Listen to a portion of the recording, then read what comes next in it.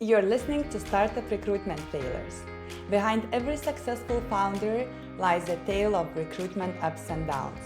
Join me on this thrilling journey and learn firsthand from top leaders on how to navigate through challenges and stay ahead of the game.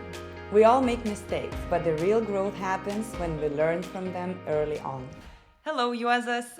Thank you so much for participating at Startup Recruitment Failures podcast and for willing to share your failures. So, for those who don't know, Juozas Sargunas is an employee benefits professional and a co-founder of Melp. Melp is HR tech startup offering a digital tool to personalize employee benefits. Hi, Indre. Hi. Hello to everyone. It's really nice to be in two screens at one time. And again, I will be glad to share my experience. It's not like a unicorn experience yet, but still counting this 3 years, so what already we did and what we learned.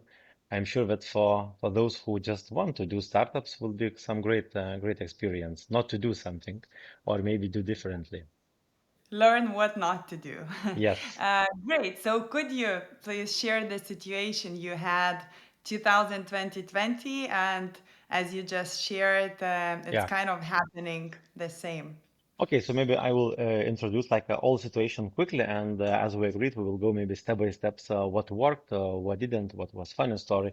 So main thing, it was at the end of 2021 for the record, and we had investment from 70 Ventures as a startup, as one of the first investment from venture capital fund, and we are really grateful for that, and for those guys who will be maybe watching. So hi, Gitanis, GB, and Ivaras. But the main problem was, we didn't have any sale yet. We had already product that worked, and we thought that this product worked. And main idea of this cold calling and cold outreach was built on one of the most, I don't know, famous book published by Aaron Ross, Predictable Revenue. So, Hmm. everyone does what they need to do. For example, someone is just calling, someone is writing an email, someone is doing sales, and everything like from the book it should be.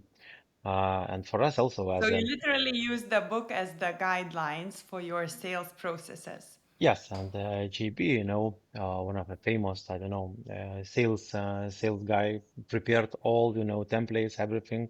We had we need to hire the minimum one or two SDRs, sales development representatives, who just need, to do this cold calling, sending a lot of emails, LinkedIn message, and so on. And till this moment, we didn't have any sale. We need to understand about our ICP, ideal customer profile. So we made like a prediction from my experience, what it could be, like HR manager, maybe 250 employees and more company having so benefits and so on. But this is was everything from just guessing, not just Hmm. knowing, but from guessing. We, Making up, basically. yes, so we hired one SDR from the company where it wasn't same process without SaaS software as a service experience, and it was really funny because no one has experience in the team, but we tried to do it from like a playbook. And it was prepared quite good. We had the trainings for 2 days, and it seemed that yes, we will, do all the possibly job correct. We tried, sending all these emails, finding all these contacts from LinkedIn, scraping, purchasing all the tools. And yes, as it was investment from venture capital fund, it was allowed to purchase everything and do investment. This was our main goal. But the funny thing that we tried, to send almost all the country around the world. Just, scraping from LinkedIn data, from HR managers, and just sending, calling, and so on. So Hmm. it was a lot of noise of doing something, but with first demo, yeah, we still I calculate around 25 demos in 5 months. We had such kind of a number, but I was doing this demo, and I was doing demo here locally as well, but still we didn't have any sale. And what's happening? I'm trying to do Is sale it a and lot in your company, 25 demo calls in 5 months? no, no, no, Basically no, five per month. no, no. It's very low. Mhm. The goal for one SDR usually it's from 12 to till 50 per month. So it was very Mhm. low, but yeah, now we can say what wasn't okay and so on. But still, each SDR, sales development representative, should have additional two people who could help to find the contacts. They call the Mhm. LRS, lead research specialist. So you imagine these SDRs need to manage another two people also without Mhm. experience for managing people, doing the right job, keeping the targets on, and so on. So it was now I'm turning back a little bit. I see that it was so much noise, and I couldn't actually, for myself, I couldn't even manage it because I didn't understand. So I asked a lot of for support from 70 Ventures team, and yeah, they helped a lot, and thanks for them. But also, it was our task, not their task. We just giving a tool, giving a money, and hey guys, you need to do it. So that's why I think it was still we called it fail because one Friday we just agreed with co-founders. Yeah, we agreed on late Thursday night and starting on Monday on one early morning on Friday we just stopped the project immediately. We cut everything, and now I know that. Previous team has everyone their work. They are doing very well. They have a supported team who has already this the all build business in this called Mhm. outreach campaign. So I think we can call it like a failure as a Mhm. project, but it was good lessons learned Mhm. in general. And So yeah, I have. basically, you admitted that you failed after 5 months of trying. Actually, yes, we had three SDRs, different SDRs. So one started with Advance, later on joined Dmitry, and later on Rokas from different organizations with different experience, different Mhm. approach, mindset. But yeah, they had all this playbook how to work. Um, and they were doing demo for me because I was doing demo. Our co-founders maybe supported with several demos if I couldn't attend it. But funny story that it was in 15 different locations. And when you're doing a demo in Spain and you are talking in English language, they are trying to answer in the Spanish language, and you understand that what are you doing? Same with Polish language or France or Germany. That's why now Mhm. we decided that we are not going very proactively to those countries where we cannot sell in English. So Mhm. again, you are learning a lot of doing, but if someone will would, for example, show the menu what not to do, because Mhm. it doesn't work, so we didn't do it. For example, I don't know, Mhm. calling to Argentina, for example, Mhm. or New Zealand. So what's the reason why we did it? I actually cannot answer at the moment with it. That was what I wanted actually to ask. Why did you choose the strategy to reach out to everyone so globally? Because we were sending mass mailing campaigns, and to send to your potential ICP that you are predicting with the companies 500 and plus, you do not have so many company, for example, Mhm. from I don't know, retail industry or bank industry in one country. That means you are doing in one vertical to a lot of countries, Mm. and you do not have a lot of numbers. That's why you are sending to as much countries as possible. Starting Okay. in Europe, we just didn't send to US market in general. But yeah, And how are you solving this problem now? So if there's still like limited pool of ICPs and you're not doing this globally, so what kind of the solution did you choose here? yeah, we still at when maybe or later I will tell that we renewed this project still with cold calling and cold email campaigns this year. So I will talk about Mhm. results a little bit later. But answering to your question about what we're doing now differently, Mhm. first of all, we didn't mm, approach so many companies because no one replies in emails. And with cold Mhm. calling, it's still quite challenging. We started visiting exhibitions fairs and booked already our own booth, having being in these countries. If you want to enter this country, you need to be there.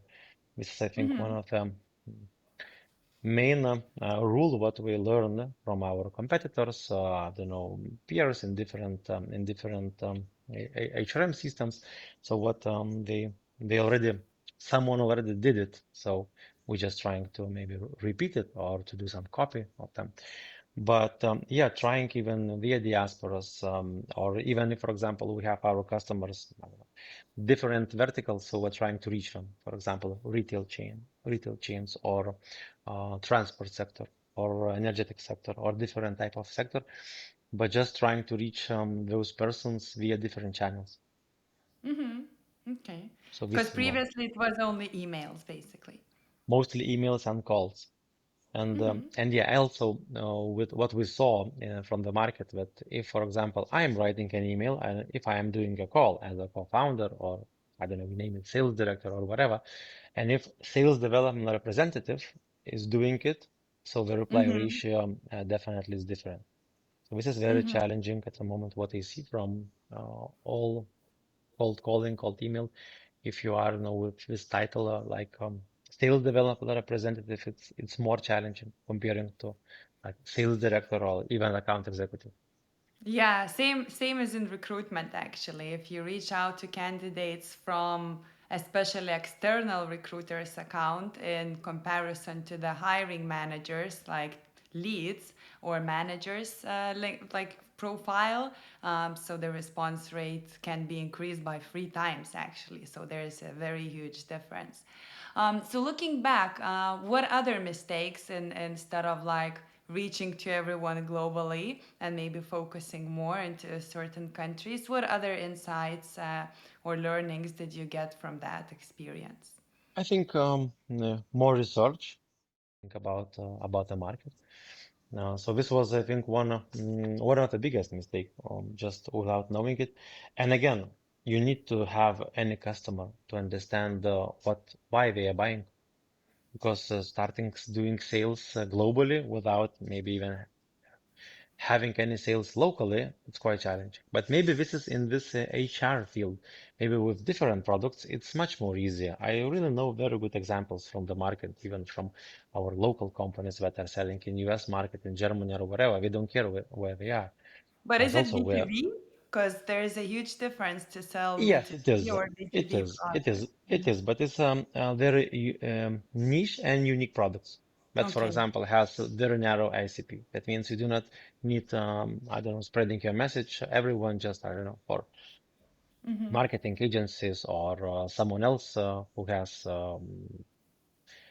the real need of your product. So it's much more easier to understand how does it work. And even, yes, we can say that we're international companies. Our product is used in 16 different countries. We have, I don't know, 3 or 4 nationalities in employees, but still we're not maybe in UK market yet developed so much as we want, and we're doing these steps now in Netherlands as well. So now our main goal is to know more these countries and to use experience even from these countries, even having uh, s- um, mm, same employees like SDRs as well.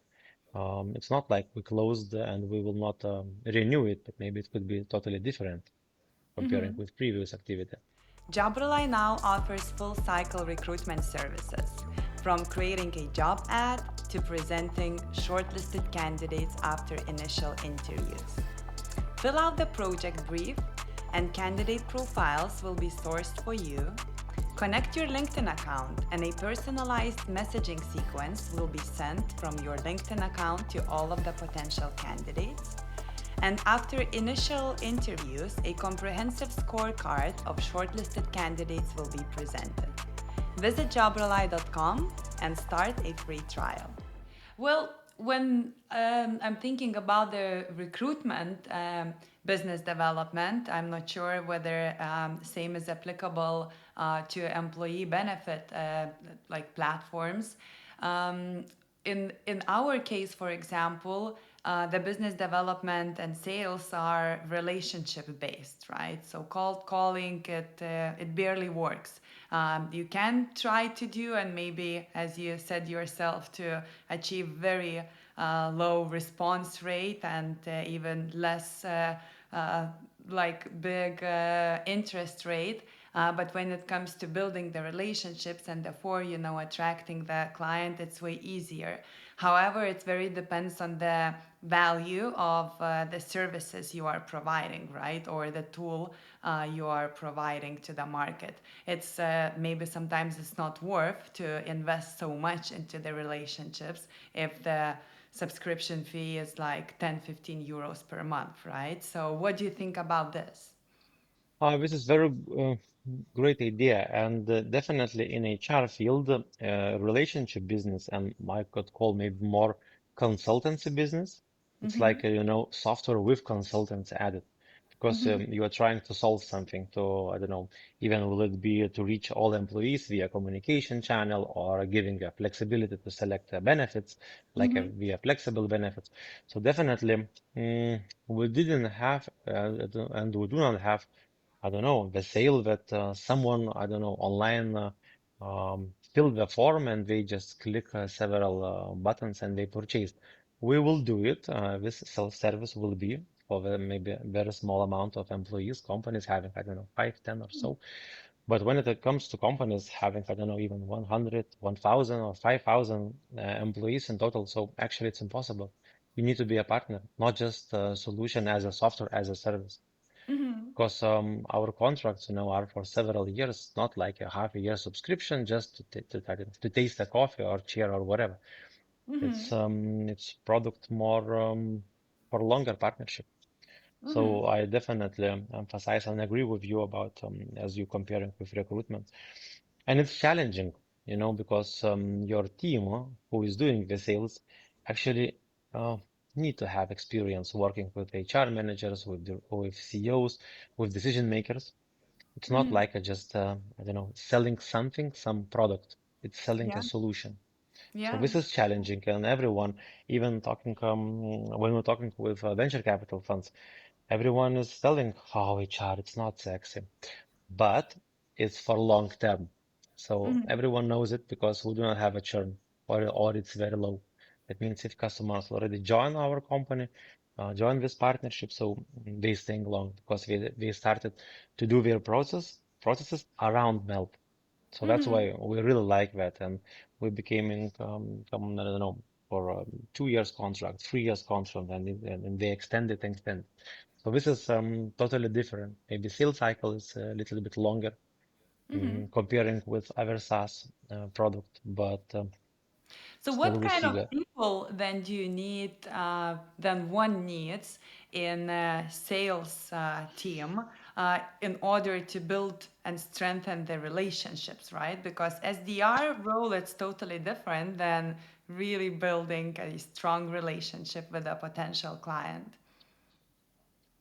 Yes, actually, this is absolutely true, and this is very challenging uh, question to answer. Very how to say in this way. Uh, because this topic about age, it's very sensitive globally. But Mm-hmm. when you are in 20s or your first job or whatever, even you cannot have experience without building a trust in the market, having a previous customer and so on. So for people who has already experience working in the market from, I don't know, 8 to 10 years, they already have it. So you can Mm-hmm. imagine what type of ages could be. And yes, you can say I can be very good salesman in 20s. That's fine. Do you understand the HR and how business work? No, you do not. Sorry Yeah. about that. And in this case, I have my personal experience. I don't know. This year I celebrate 20 years. On 21st of October, I will be celebrating 20 years I'm working in sales. So Okay. I Wow. I met That's an I experience. met some people already. I know some network already. I have my like a credibility track record with Mhm. some previously maybe companies as I worked in insurance industry for many years. So I think this is the main And the like trust is built criteria. in the market, right? So people trust you because you're an expert first, and then you are selling, like giving a value for your customers. Yes, this is, I think, really important thing. You can do it, you can learn it, but still, y- it's not like just selling a product. It's Mm-hmm. like, first of all, building community. And if you are selling some product in already mature markets, so this is totally different. Maybe pricing, features, solutions, integration, and so on. When we are building the market in general, yeah, or creating something new, it's quite challenging. And it's Yeah. not just the typical sales, like, coffee bean to change. So a little bit different. Mm-hmm. And so building relationships, how do you build relationship with your potential clients? Or what would be you expect from people newly joining your team? Actually, first of all, to have a lot of empathy Mm-hmm. and it was like a wording, hearing and listening. I Mm-hmm. usually tell it to my kids, do you hear me or do you listen to me? So this Mm-hmm. is, What's their most answer? important thing. And one, my sales teacher, I don't know, from insurance business, I don't know, 15 years ago, told, look, Juozas, you have two ears and one mouth. Mm-hmm. Act accordingly. So this is important part about listening, about knowing the business, about knowing the company, understand how they do business, to ask a lot of questions. You need to show that you care about them. It's not like just selling, just sending a proposal and when are you going to buy? Maybe never.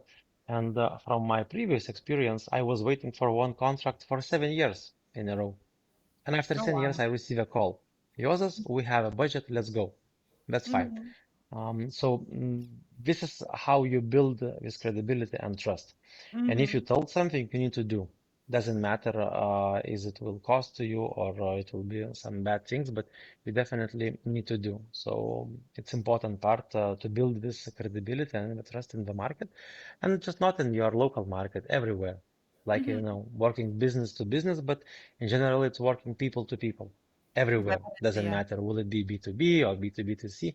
Behind everywhere are people. Okay, now maybe AI will change something, but still, I think we will be the most important part globally on this Mm-hmm. earth, so people will do all this stuff. Yeah, I agree. I agree. And so just before starting our conversation, you mentioned that you failed again. Could you share this with us?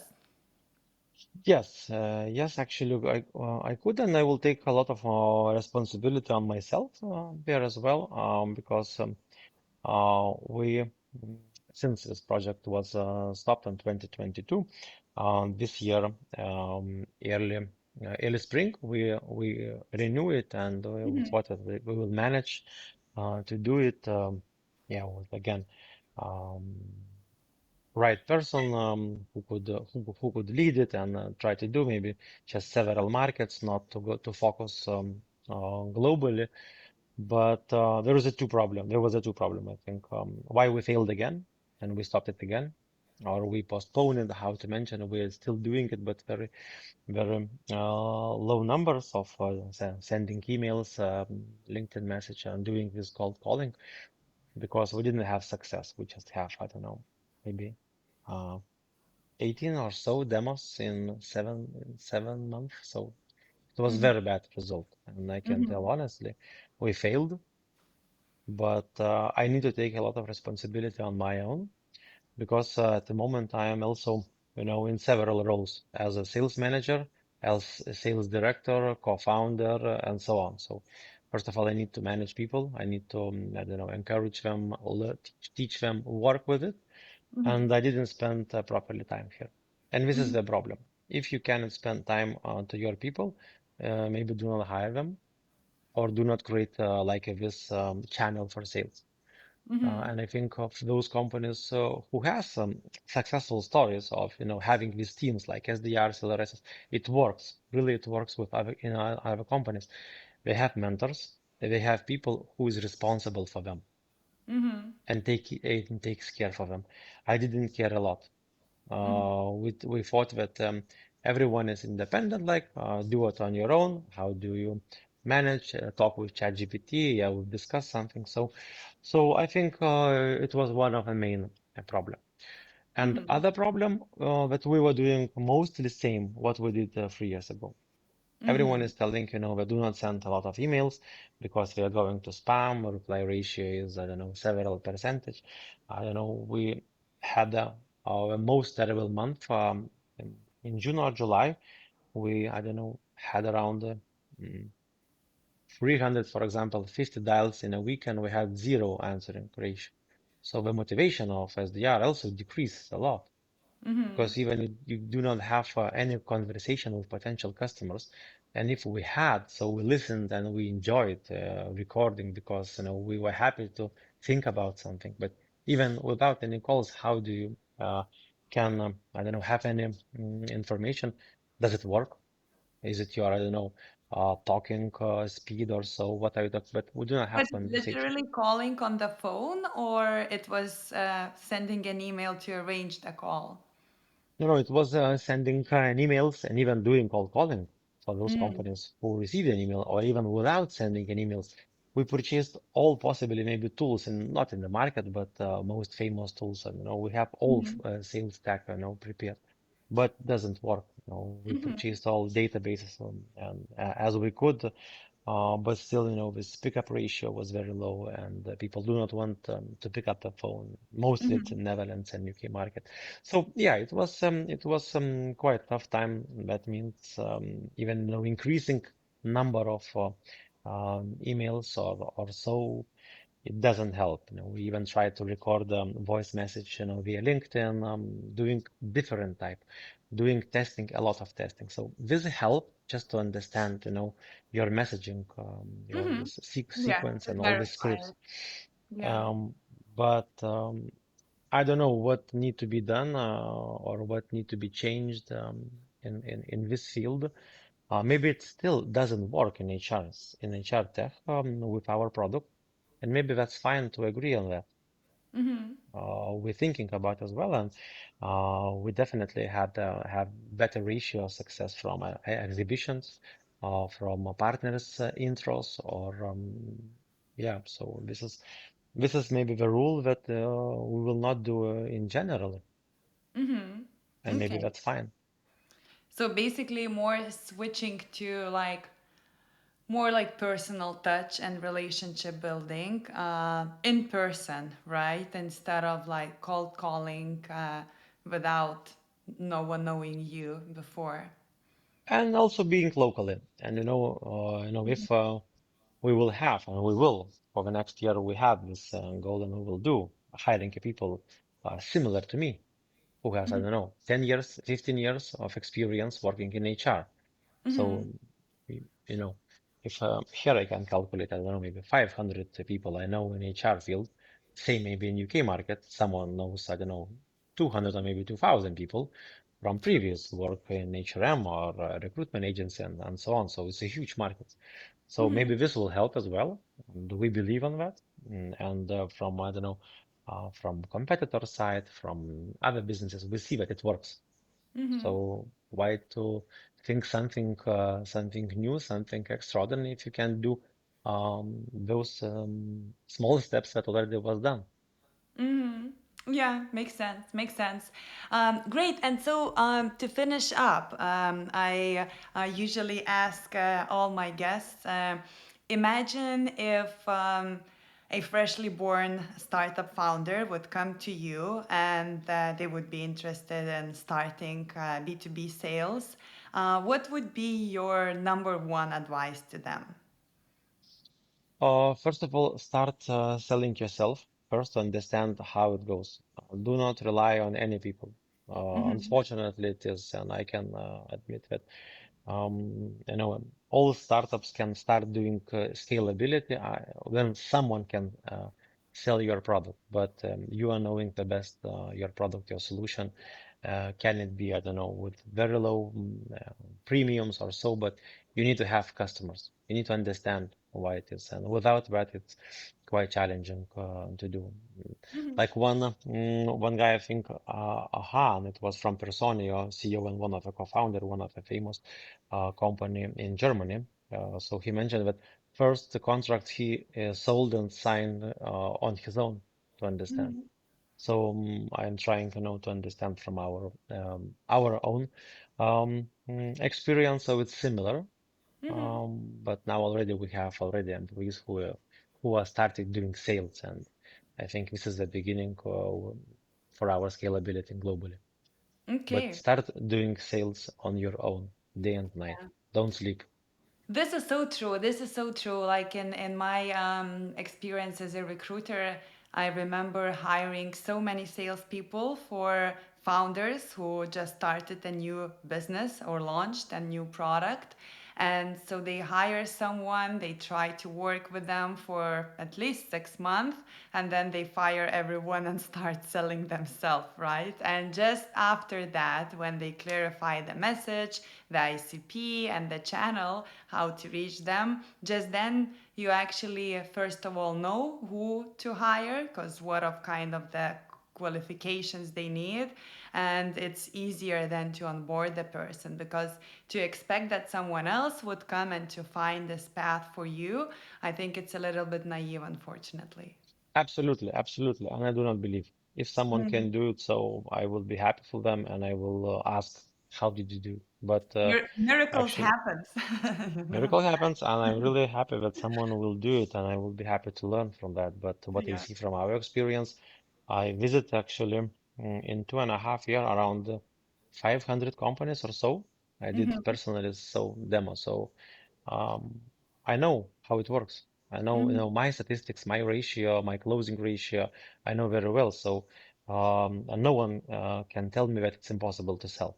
Mhm. So this is important message, if as a co-founder or so we do not sell a product and someone is telling that it's not possible to sell, that means it's not possible to sell. But if you sold already, that means that it's possible. That is so true, and it could be so demotivating because it might be just a wrong channel and or wrong messaging, but then someone tells you that it's not possible to sell your product, right? So it's really challenging as for a founder to still, keep being motivated and looking for other options. Absolutely, absolutely. Great, So, but great. yeah, so just the final maybe remarks. So just don't give up. Don't give up. And I don't know if you have, I don't know, the goal to do 20 dials per day, so don't go to sleep with 17 or so. I think this helped for us a lot from our commitment, to do till then to reach such results we already reach now. Nice, great. Thank you, Juozas, again for participating and being so open. I'm sure that it would be helpful for other founders, especially starting with their sales processes. And also, I also everyone invite because I personally ask for support and help from other startups that already reach something, but I see that I already can help for someone who just thinking. So I am very open on that. I still do not have a time, but for the I will find, hour or so just to maybe just to answer some questions or give some advices if I can, or some material, some playbooks, what we have. So sometimes it's easier to copy on something than rather to create something new. So everyone Mhm. who is listening, just drop me a message to LinkedIn. I'm quite Great. active user of it, so yeah, you will reach me. That is amazing. That is so kind of you. Thank you for this. Cool. Thank you. Bye. Thank Thank you. you. You're listening to Startup Recruitment Failures. Behind every successful founder lies a tale of recruitment ups and downs. Join me on this thrilling journey and learn firsthand from top leaders on how to navigate through challenges and stay ahead of the game. We all make mistakes, but the real growth happens when we learn from them early on.